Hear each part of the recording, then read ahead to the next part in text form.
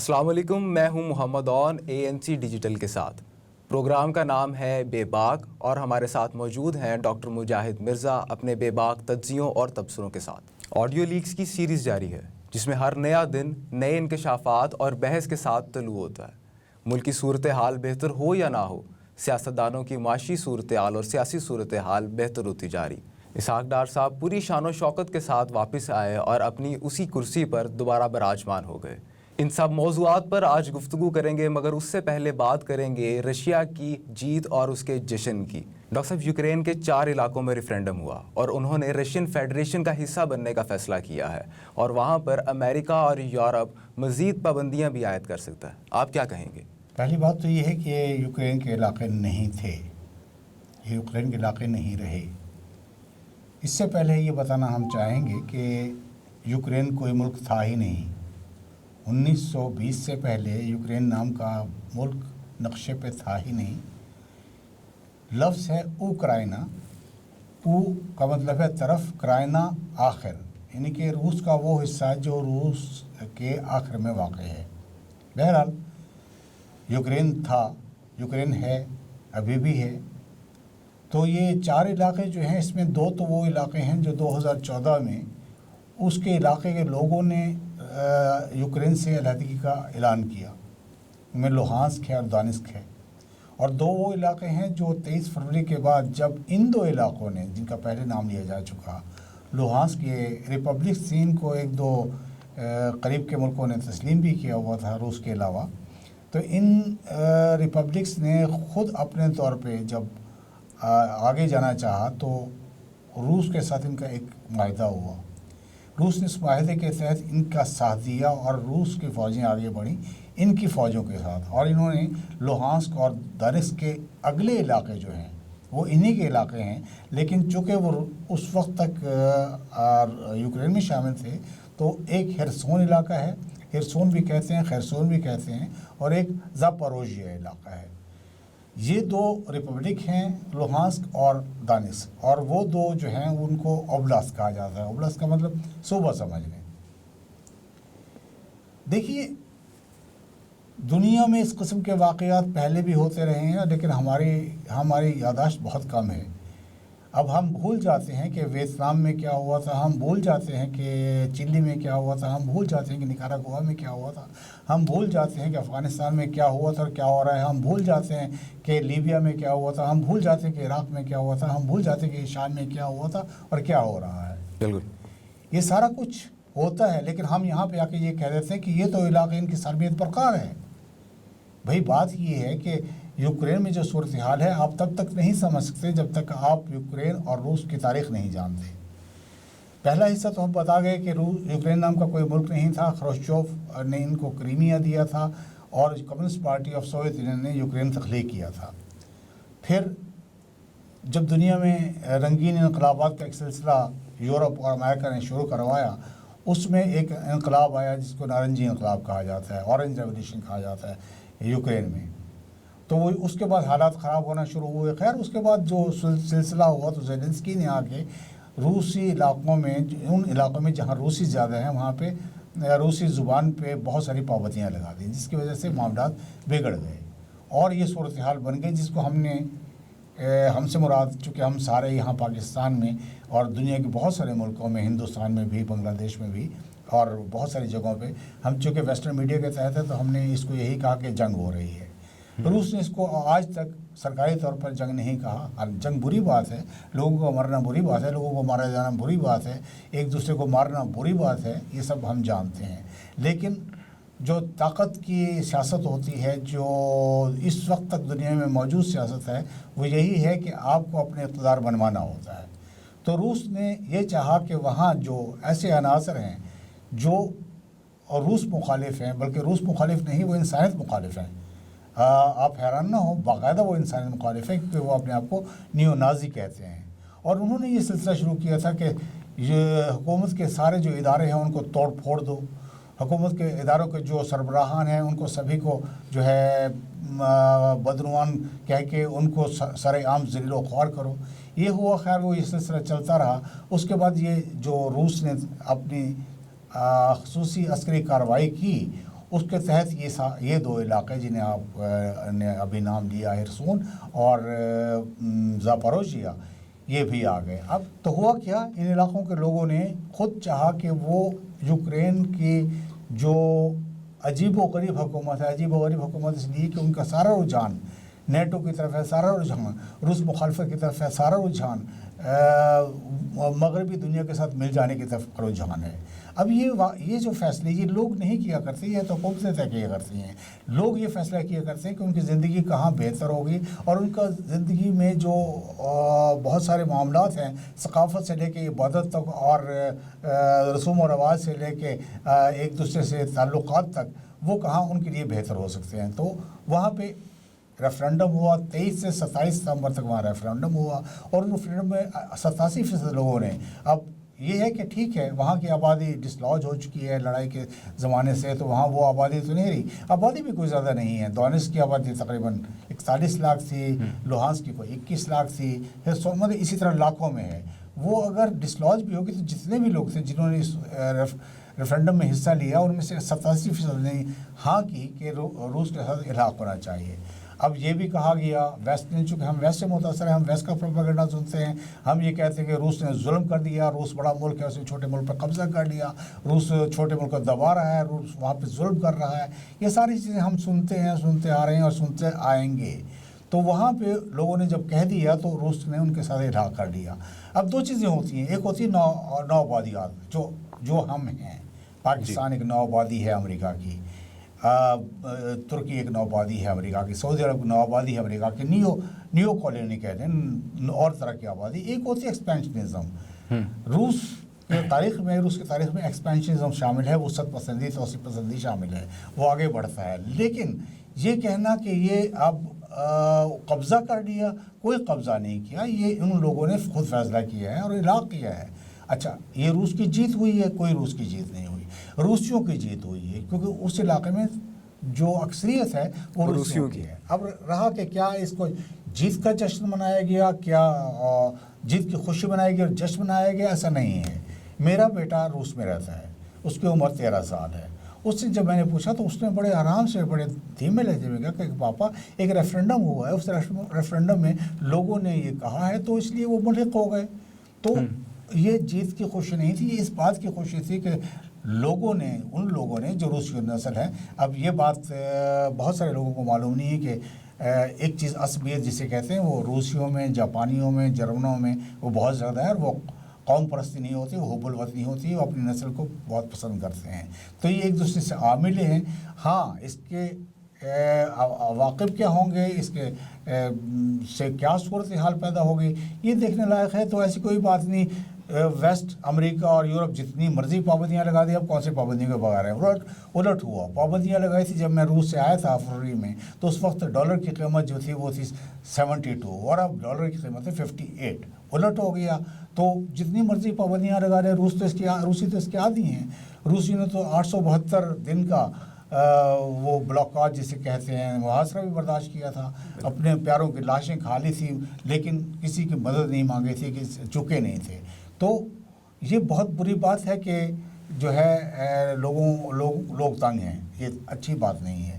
لیکن یہ بہت اچھی بات ہے کہ جہاں پہ لوگ ایک بڑے ملک کے ساتھ شامل ہو گئے. اب ان کو کوئی خطرہ, اتنا ہی خطرہ ہے کہ اگر امریکہ ایٹم بم گرائے گا تو شاید خطرہ ہو, ویسے ان کو اب اتنا خطرہ نہیں رہا جتنا وہاں رہتے ان کو خطرہ تھا زیلنسکی کی حکومت کے تحت. بہت شکریہ ڈاکٹر صاحب.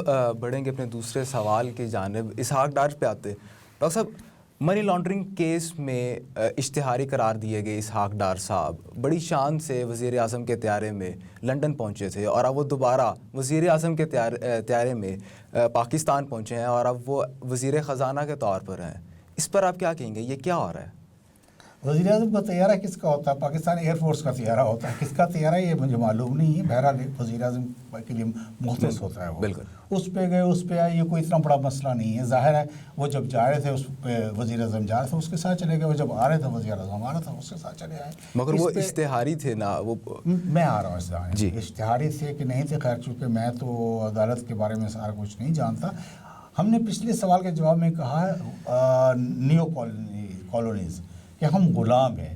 ہمارے ہاں چیزیں بالکل عجیب و غریب طرح کی ہیں کہ ایک حکومت آتی ہے وہ سبھی کو اشتہاری قرار دیتی ہے, سبھی کو گرفتار کر لیتی ہے. بالکل. دوسری حکومت آتی ہے وہ ان کو نکال دیتی ہے, دوسروں کو گرفتار کر لیتی ہے. کون سی بات سچ ہے, کون سی بات غلط ہے, یہ تو آج تک طے نہیں ہو سکا. اب آ گئے ہیں اسحاق ڈار صاحب تو ان کے ساتھ نمٹ لیں. عدالتیں ہیں, ادارے ہیں, ان پہ جو الزامات تھے وہ اگر ثابت ہو گئے تو ان کی جائیداد بیچ دو. نہیں بیچی نا, تو یہ صورتحال یہاں چلتی رہے گی. پاکستان میں کوئی ان چیزوں کو ہم ہارڈ اینڈ فاسٹ نہیں کہہ سکتے کہ کون درست ہے کون غلط ہے. یہاں پہ چونکہ متزلزل حکومتیں ہیں, یہاں پہ اسحاق ڈار صاحب آئے ہیں, وہ اگر آتے ہی انہیں وزیر خزانہ بنا دیا گیا, آتے ہی انہیں سینٹ میں قائد ایوان بنا دیا گیا, تو ظاہر ہے وہ پی ڈی ایم کی حکومت ہے, وہ تو ایسے کریں گے. آپ کو کیا اس پہ اعتراض ہے؟ مجھے اعتراض آپ کا سمجھ نہیں آیا. اعتراض یہی ڈاکٹر صاحب کہ وہ اشتہاری قرار دیے گئے تھے. اب جس طرح مریم آپ کا اور میرا معاملہ تو نہیں ہے, عدالتیں ہیں, پولیس ہے, گرفتار کر رہی. اب گورنمنٹ, چونکہ آپ نے کہا کہ پی ڈی ایم کی گورنمنٹ ہے, اور ابھی ہم نے اس گورنمنٹ میں یہ بھی دیکھا کہ مریم نواز صاحبہ کی جو کیسز تھے ان کو ختم کر دیا گیا اور ان کو بری کر دیا گیا. اب باقی جب گورنمنٹ, بالکل, تو ڈاکٹر صاحب جب باقی دوسری گورنمنٹس آئیں گی, ظاہری بات ہے جو ان پہ کیسز ہوں گے وہ ختم کرا لیں گے. تو کیسے حکومت نے ختم نہیں کیا, عدالت نے ختم کیا ہے, ہائی کورٹ نے ختم کیا ہے. ٹھیک ہے, پھر اس طرح کس طرح کے انہی کے ہائی کورٹ پہ سوال اٹھا رہے ہیں نا کہ ہائی کورٹ نے غلط کیا. تو ہائی کورٹ نے غلط کیا, بھائی میں تو عدالتوں کے بارے میں کچھ نہیں کہتا, میں تو پاکستان کی عدالتوں سے ڈرتا ہوں. انہی کی حکومتوں میں ہی انہی کے کیسز ختم کیے جاتے ہیں خواتین و حضرات. ارے بھائی کیسز ختم نہیں کیے گئے, میں تو پھر کہہ رہا ہوں عدالت نے کیا ہے. یا تو کیس ختم انہوں نے کال آف کر دیا ہو, ایسا تو کوئی نہیں ہوا, کچھ نہیں ہوگا. اگر ہوا ہے تو آپ مجھے بتا دیں کون سا کیس ختم ہوا ہے. مریم نواز کا جو عدالت نے بری کیا ہے, کیس ختم نہیں ہوا, بری کر دیا نا, باعزت بری کر دیا. وہ تو ہوتا ہے, عدالت جو چاہے کر سکتی ہے. ڈاکٹر صاحب, وزیر اعظم ہاؤس سے چند آڈیو ریلیز ہوتی ہیں اور وہ لگاتار ہوتی رہتی ہیں. اب ان میں کیا اچھی بات ہے, کیا بری بات ہے, کون سی بات ہو رہی ہوتی ہے, یہ ایک علیحدہ بحث ہے. مگر کیا ہمارا وزیر اعظم اور ہمارا وزیر اعظم ہاؤس کیا اتنا ہی غیر محفوظ ہے؟ ہمارے سیکیورٹی سٹینڈرڈز کہاں ریلائی کر رہے ہیں؟ آپ اس کے بارے میں کیا کہنا چاہیں گے؟ یہ جو ویڈیوز آڈیوز ہوتی ہیں یہ کیوں ریلیز کی جاتی ہیں؟ سوال یہ ہے کہ کیسے ریلیز ہو گئی. یہ تو آپ کو بھی نہیں پتا, مجھے بھی نہیں پتا, کہیں لکھا تو ہوا تو نہیں آتا کہ یہ وزیر اعظم ہاؤس سے لیک ہوئی ہیں. کیونکہ گزشتہ دنوں جن کی میرا خیال آپ بات کر رہے ہیں وہ عمران خان کی 2 آڈیو لیکس ہوئی ہیں عمران خان کے آواز میں. تو ظاہر ہے ممکن ہے وہ بنی گالا سے ہوئی ہوں, ممکن ہے وہ ایڈیٹیڈ ہوں, ممکن ہے وہ ڈاکٹرڈ ہوں, ممکن ہے وہ وزیر اعظم سے ہوئی ہوں. ہاں اگر وزیر اعظم ہاؤس سے بھی ہوئی ہیں تو پھر ہے خطرے کی بات. خطرہ کیا, خطرہ تو خیر ہمارے ملک پہ ہمیشہ برقرار رہتا ہے. مسئلہ یہ ہے کہ ہم سب جانتے ہیں کہ وزیر اعظم ہاؤس میں اگر سیکیورٹی ہے وہ کس کے تحت ہوتی ہے. شعیب سیڈل صاحب بتا چکے ہیں کہ سیکیورٹی جو ہے وہ آئی بی کے ہاتھ میں ہوتی ہے. آئی بی سے اوپر کون ہے؟ ہم سب جانتے ہیں کہ اوپر تو نہیں ہے, لیکن اس کی چلتی نہیں آئی ایس آئی کے آگے. تو کس نے ریلیز کی ہے؟ یا آئی ایس آئی نے ریلیز کی ہوگی یا آئی بی نے ریلیز کی ہوگی. تو یہ کسی بھی وزیر اعظم ہاؤس کو یا کسی بھی شخص کو کی پرسنالٹی پہ, کسی کے اس پہ ذات پہ یہ ایک طرح کا حملہ ہے, ہونا نہیں چاہیے. تو محفوظ نہیں ہے, لیکن اس کے لیے آپ کو معلوم ہے, ہم سب جانتے ہیں کہ ایک کمیٹی بنا دی گئی ہے, وہ اس پہ تحقیق کر رہی ہے. اور وہ بھی ظاہر ہے انہیں بھی تذبذب ہوا ہے, انہیں بھی اضطراب ہوا ہے کہ یہ ایسا کیوں ہے. تو مگر یہ استعمال کی جاتی ہے سیاسی مقاصد کے لیے. اب جیسے کہ جو عمران خان کی 2 ریلیز ہوئی ہیں اس سے ظاہر ہوتا ہے کہ انہوں نے جو مسئلہ اٹھایا ہوا تھا امریکہ کی طرف سے سازش کا, انہی کے فائدے میں وہ غلط ہو گیا. وہ انہوں نے کہا کہ ہم اس پہ کھیلیں گے. کھیل خیر ہمارے عمران خان صاحب کو کوئی خاص, چونکہ وہ کھلاڑی رہے ہیں, اور ہر بات میں کھیلتے ہی کھیلتے ہیں. سیاست میں کھیلا نہیں جاتا, سیاست میں جو ہے نا عمل کیا جاتا ہے. خیر میں عمران خان صاحب کو کیا کہوں, ان کی اپنی مرضی ہے, جو کرتے رہے. آپ کے سوال کے جواب میں بس یہی ہے کہ محفوظ نہیں ہیں ہمارے جو اس قسم کے ادارے ہیں یا وزیر اعظم ہاؤس ہے. وہ اس کے لیے اس کی سیکیورٹی کو مضبوط کرنا چاہیے. کیسے کرنا چاہیے یہ وہ مضبوط سیکیورٹی سے کنسرن ادارے ہی بتا سکیں گے. اس سے اچھی بات نہیں ہے. اس سے لوگوں میں ایک عجیب و غریب صورتحال پیدا ہوتی ہے, لوگوں کی سوچ میں ایک اضطراب آتا ہے, ایک ہیجان ہوتا ہے کہ کیوں ہمارے ہاں ایسا کیوں ہوتا ہے. لیکن ایسا بات نہیں کہ صرف ہمارے ہاں ہی ہوئے ہوں, یہ امریکہ میں بھی ریلیز ہو چکے ہیں, لیک ہو چکے ہیں. یہ یورپ میں, انگلینڈ میں بھی ہو چکے ہیں. کوئی مسئلہ نہیں ہے, لیکن نہیں ہونے چاہیے. اسی پہ ڈاکٹر صاحب مریم نواز صاحبہ کی بھی ایک آڈیو کلپ جو ہے وہ ریلیز کیا گیا تھا، جن میں وہ اپنے داماد کے لیے فیور ڈیمانڈ کر رہے تھے، اور فیور یہ تھی کہ بھارت سے کچھ سامان جو ہے وہ امپورٹ کرنا تھا، جبکہ ہمیں امپورٹ کی اب اجازت نہیں ہے، اور کچھ ہی دنوں بعد انہیں عدالت جو ہے وہ باعزت بری کر دیتی ہے۔ تو کیا یہ سب اسکرپٹڈ ہے یا یہ سارا ماحول نون لیگ کے لیے سازگار بنایا جا رہا ہے؟ یہ دونوں چیزیں بالکل مختلف ہیں۔ وہ جو ان کی آڈیو لیک ہوئی وہ بالکل اور بات ہے، جو بری ہوئی وہ بالکل اور مقدمہ ہے۔ جو آڈیو لیک ہوئی اس میں ان کا جو داماد تھا وہ یہ کہہ رہا تھا کہ وہ داماد نہیں، وہ وزیر اعظم شہباز شریف اور ان کا کوئی مشیر ان سے آپس میں باتیں کر رہے تھے کہ وہ کون نام تو مجھے نہیں آتا صاحب کا، کہ ان کا کوئی پاور اسٹیشن تھا، اس قسم کی کوئی چیز تھی، تو انڈیا سے اس کا سامان آدھا آ چکا تھا۔ یہ تب کی بات ہے جب انڈیا سے سامان منگوانے پہ پابندی نہیں لگی تھی، ظاہر تبھی آ چکا تھا نا۔ بالکل۔ تو یہ اسی زمانے کی بات ہے کہ کچھ ایسا سلسلہ کیا جائے کہ اگر وہ پابندیاں ہٹا دی جائیں، ظاہر ہے جو کاروباری لوگ ہوتے ہیں وہ یہ کوشش کرتے ہیں کہ پابندیاں ہٹیں اور چیزیں آئیں جائیں۔ مثلاً جب کچھ عرصہ پہلے روس میں پاکستان اور ہندوستان کے چاول پہ پابندی لگی تھی تو ہندوستان کے تو وزراء بھاگے چلے آئے تھے اور انہیں 2 سال میں ریلیز کروا رہے تھے، ہمارے آج تک ریلیز نہیں ہو سکے۔ تو یہ دوسرا جو مریم نواز کا جو وہ ہے مقدمہ ہے وہ تو بالکل مختلف تھا۔ وہ انگلینڈ میں کسی فلیٹ کے بارے کسی اپارٹمنٹ کے بارے میں تھا۔ تو یہ کوئی اسکرپٹڈ کچھ بھی نہیں ہے، یہ ایک پروسیس ہے جو چل رہا ہے، اور ظاہر ہے جب تک کہ پی ڈی ایم کی حکومت ہے یہ پروسیس اس طرح چلے گا، کیونکہ یہ لوگ آگے آ رہے ہیں۔ اور ہمارے ہاں کیا کہیں، ہمارے ہاں ہوتا ہے کہ وہ کچھ ادارے ہیں جو ساری چیزوں کو مینیپولیٹ کرتے ہیں، تو ایسا کیا جاتا ہے، مینیپولیشن ہوتی ہے۔ عجیب سی بات لگتی ہے نا کہ آج یہ مجرم ہے کل وہ مجرم نہیں ہے، آج یہ بدیانت ہے کل وہ بدیانت نہیں ہے۔ پہلی بات ہے کہ اس کو بدیانتی والا ڈرامہ بہت عجیب و غریب چلا دی ہے، کوئی بدیانت نہیں ہوتی، یہ کیپٹلسٹ سسٹم ہے، اس میں کمانے کے طریقے ہوتے ہیں۔ اب ان کمانے کے طریقوں پہ پابندیاں لگا لیں تو پھر تو نہ زرداری کھانا کھا سکیں گے اس طرح جس طرح وہ کھاتے ہیں، نہ اس طرح رہ سکیں گے، نہ عمران خان اس طرح رہ سکیں گے، کوئی بھی نہیں رہ سکے گا۔ بھائی یہ عمرہ کی حکومتیں ہوتی ہیں، عمرہ اس کے ساتھ چلتے ہیں، وہ ایک دوسرے کو وہ نیچا دکھانے کے لیے ساری حرکتیں کرتے ہیں۔ ڈاکٹر صاحب پچھلے کئی دنوں سے نواز شریف کی واپس آنے کی جو خبریں ہیں وہ زیر بحث ہے، مگر ہمارے جو وزیر اعلیٰ پنجاب ہیں وہ یہ کہہ رہے ہیں کہ وہ واپس نہیں آئیں گے بلکہ مریم نواز صاحبہ لنڈن جائیں گی ان کے پاس۔ آپ کیا کہتے ہیں اس پہ؟ یہ تو خیر ریٹرک ہے، وہ بھی ریٹرک ہے اور یہ بھی ریٹرک ہے۔ ریٹرک کہتے ہیں نعرہ بازی کو، وہ بھی نعرہ بازی اور یہ بھی نعرہ بازی ہے۔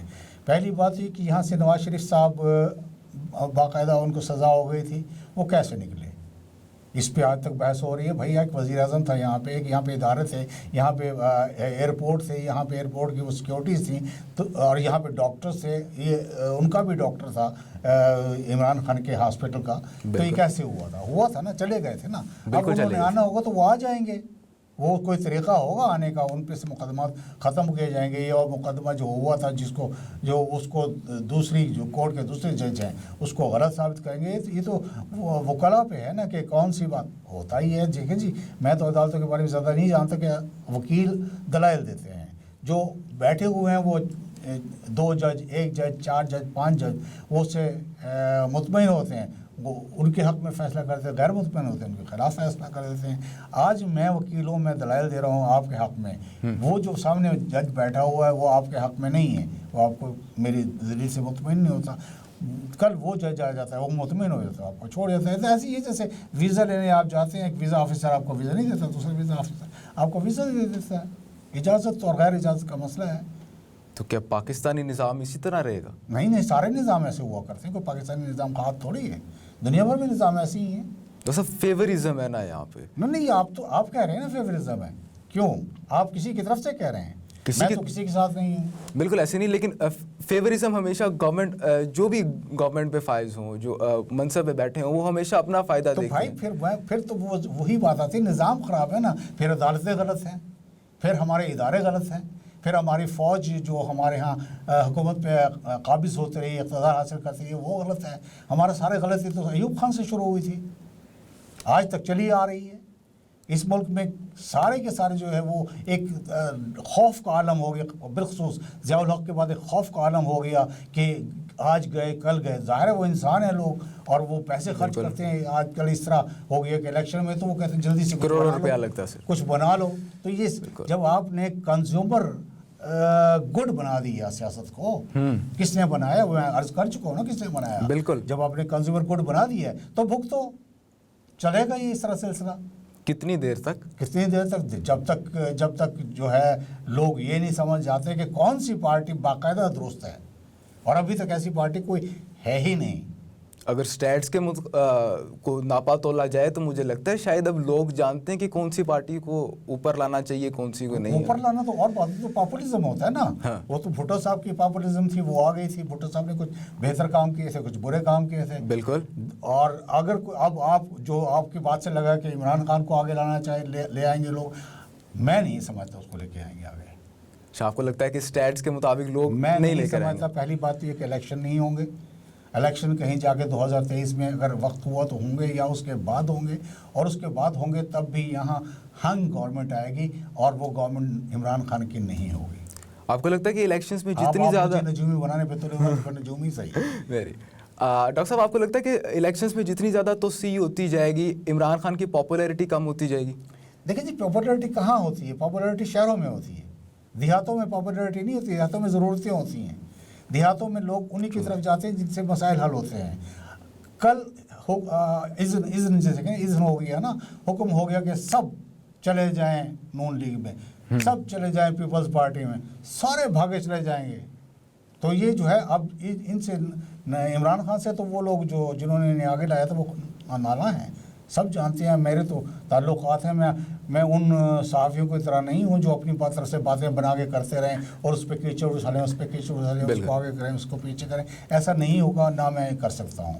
لیکن میں ایک تجزیہ دے رہا ہوں کہ یہ پاپولیرٹی بہت جو ہے وہ ریلیٹو چیز ہوتی ہے. یہ آج ہے کل نہیں ہے. شہروں میں ہوتی ہے. شہروں والی پاپولیرٹی وہ دیہاتوں تک انفیوز نہیں کرتی، اور اس سے جو ہے نا آپ الیکشن نہیں جیت سکتے. ہنگ پارلیمنٹ آئے گی، پھر آپ کسی کی بھی حکومت بن جائے گی، عمران خان کی حکومت بن جائے گی، اسی طرح وہ ہوگی. پھر وہ 3 سال کے بعد پھر چلی جائے گی. تو چلیں فرض کر لیتے ہیں کہ عمران خان کی حکومت نہیں آئے گی، تو حکومت یعنی کہ پی ڈی ایم کی 11 جماعتوں میں سے ایک کی حکومت ہوگی، یا دوبارہ پی ڈی ایم اکٹھے ہو کر آئیں گے؟ نہیں، یہ تو ابھی پی ڈی ایم نے فیصلہ کرنا ہے نا. لیکن ایسا نہیں ہوگا. جب جنرل الیکشن ہوں گے تو پی ڈی ایم الیکشن نہیں لڑے گی. یہ تو حماقت ہوگی اور وہ نہیں لڑیں گے. بہت شکریہ ڈاکٹر صاحب. اسی کے ساتھ آج کے پروگرام کا وقت ختم ہوا ہے. انشاءاللہ حاضر ہوں گے اگلے موضوع کے ساتھ، اگلے ایک پروگرام کے ساتھ. تب تک کے لیے اللہ نے کے بعد.